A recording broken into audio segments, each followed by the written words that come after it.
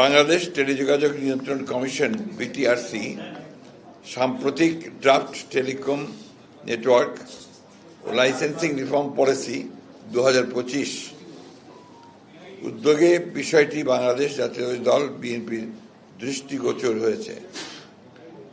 এই উদ্যোগ প্রশংসনীয় হলেও আমরা এই মুহূর্তে এই ধরনের একটা জাতীয় গুরুত্বপূর্ণ ক্ষেত্রে তড়িঘড়ি করে সিদ্ধান্ত গ্রহণ করার বিষয়ে আমাদের উদ্বেগ প্রকাশ করছি। এই নীতির উদ্দেশ্য হল লাইসেন্সিং পদ্ধতি সহজ করা, প্রযুক্তিগত অগ্রগতি উৎসাহিত করা, গ্রামীণ জনগণের ডিজিটাল অন্তর্ভুক্তি বাড়ানো, যা অবশ্যই ইতিবাচক একটি বিষয়।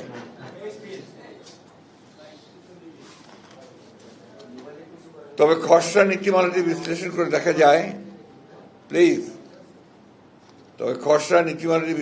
দেখা যায় যে এটি গুরুতর সমস্যা রয়েছে, যা টেলিকম খাতে সমতাভিত্তিক ও টেকসই উন্নয়নে বাধা দিতে পারে।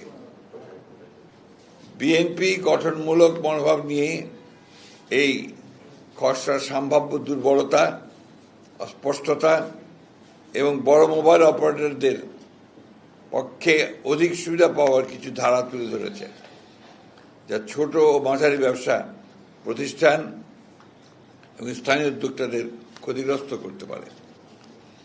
আমরা সরকারকে জানাই, এই মূল গুরুত্বপূর্ণ নীতি বাস্তবায়নের আগে তারা যেন পূর্ণাঙ্গ আর্থিক ও সামাজিক প্রভাব বিশ্লেষণ এবং সংশ্লিষ্ট সব পক্ষের এসএমই বিশেষজ্ঞ ভোক্তা সংগঠনের সঙ্গে অংশগ্রহণমূলক আলোচনা করার পর নীতিমালা চূড়ান্ত করেন।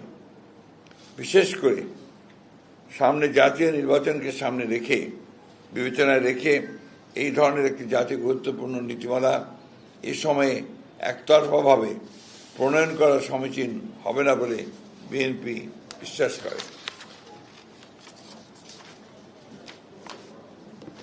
সম্ভাব্য সমস্যা ও চ্যালেঞ্জ: বাজারে একচেটিয়া আধিপত্যের ঝুঁকি, একাধিক সেবা খাতে মালিকানা রাখার নিষেধাজ্ঞা তুলে নিলে বড় মোবাইল অপারেটররা একাধিক খাতে একচেটিয়া নিয়ন্ত্রণ প্রতিষ্ঠা করতে পারবে। এতে প্রতিযোগিতা কমে যাবে, ছোট প্রতিষ্ঠানগুলো পিছিয়ে পড়বে। এসএমইদের আর্থিক সংকটে পড়ার আশঙ্কা দেখা দেবে। ডিরেগুলেশনের নিয়ন্ত্রণ শিথিল পরে এসএমই, বিশেষ করে স্থানীয় আইএসপি বা ছোট টেলিকম অপারেটরদের সম্পদ ও দায়বদ্ধতা নিয়ে সুস্পষ্ট দিক নির্দেশনা না থাকায় তারা বড় ধরনের আর্থিক সংকটে পড়তে পারে। বিদেশি মালিকানার অনির্দিষ্ট সময়সীমা: বিদেশি বিনিয়োগকারীদের জন্য মালিকানার সীমা নিয়ে অস্পষ্টতা আছে, যা বিনিয়োগ নিরুৎসাহিত করতে পারে এবং খাতের স্থিতিশীলতা বিঘ্নিত করতে পারে। 2. অস্পষ্ট ও অনির্ধারিত বিষয়: ক্রস ওনারশিপের ফাঁকফোকর, উলম্ব ও সমান্তরাল মালিকানার বিষয়ে পরিষ্কার ব্যাখ্যার অভাবে বড় কোম্পানিগুলো আরও বাজার দখল করে নিতে পারে। এন্টারপ্রাইজ সার্ভিসের সীমা অস্পষ্ট। মোবাইল অপারেটরদের ফাইবার ভিত্তিক ব্যবসা সংযোগ সেবা কোথাও সীমাবদ্ধ, তাই স্পষ্ট নয়, ফলে বিবাদ ও অসাম্য তৈরি হতে পারে। নতুন প্রযুক্তির বিষয়ে স্পষ্টতা নেই। স্যাটেলাইট ব্রডব্যান্ড বা নতুন ডিজিটাল সেবা নিয়ে নীতিতে কোনো সুস্পষ্ট দিক নির্দেশনা নেই, যা বিনিয়োগকারীদের বিভ্রান্ত করতে পারে। 3.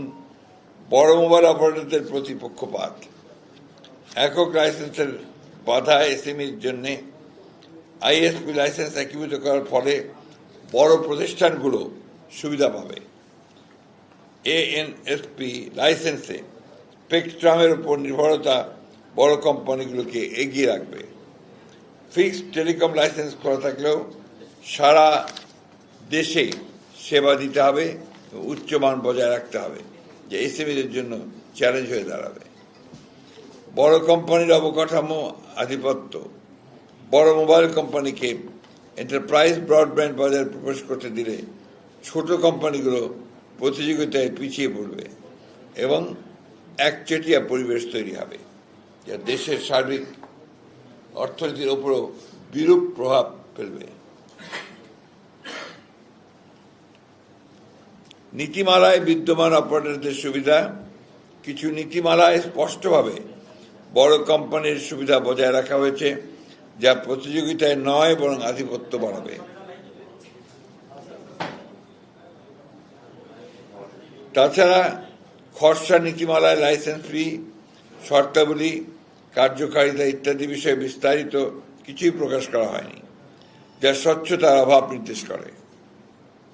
আমরা সরকারকে আহ্বান জানাই, এসএমই প্রযুক্তি বিশেষজ্ঞ, গ্রাহক সংগঠন সহ সব পক্ষকে নিয়ে খোলামেলা আলোচনা করার পর যেন এই ধরনের একটি গুরুত্বপূর্ণ নীতিমালা চূড়ান্ত করার সিদ্ধান্ত গৃহীত হয়। সেই সাথে এই প্রস্তাবিত নীতিমালার একটি পূর্ণাঙ্গ আর্থিক ও সামাজিক পরিণাম বিশ্লেষণ করা হোক। বিশেষ করে এসএমই ও স্থানীয় ব্যবসায়ীদের সম্ভাব্য ক্ষতি, কর্মসংস্থান হ্রাস এবং অর্থনীতির উপর প্রভাব বিবেচনায় রেখে এটি করা গুরুত্বপূর্ণ। এই ধরনের জাতীয় পর্যায়ের টেলিকম নীতি প্রণয়ন অবশ্যই সতর্কতা, স্বচ্ছতা ও অংশগ্রহণ নিশ্চিত করে নিতে হবে। সামনে জাতীয় নির্বাচন থাকায় তাড়াহুড়ো করে সিদ্ধান্ত নেওয়া উচিত হবে না। বিএনপি বিশ্বাস করে সবার জন্য উপকার বয়ে আনে এমন নীতি গ্রহণযোগ্য। ডিজিটাল সংযুক্তির মাধ্যমে সমতাভিত্তিক উন্নয়ন ও ডিজিটাল নিরাপত্তা ও সার্বভৌমত্ব রক্ষার অঙ্গীকারী আমরা কাজ করে যাব।